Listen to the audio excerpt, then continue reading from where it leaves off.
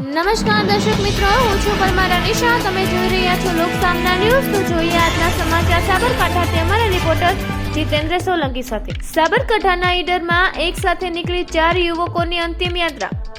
ગત રોજ ગમખ્વાર અકસ્માતમાં થયા હતા 4 યુવકોના મોત. ઈડરના ઇતિહાસમાં એક સાથે એક જ સમાજના 4 યુવાનોની અંતિમ યાત્રા.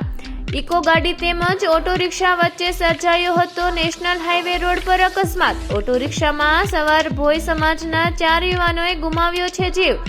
અંતિમ યાત્રામાં સમગ્ર વિસ્તાર હિપકે ચડ્યું. અંતિમ ધામ ખાતે એક સાથે કરાયા 4 યુવાનોના અંતિમ સંસ્કાર. એક સાથે યુવાનોના મોતને પગલે સમાજ સહિત વિસ્તારમાં અરેરાડી. યુવાનોની અંતિમ યાત્રામાં મોટી સંખ્યામાં લોકો થયા ભાવુક.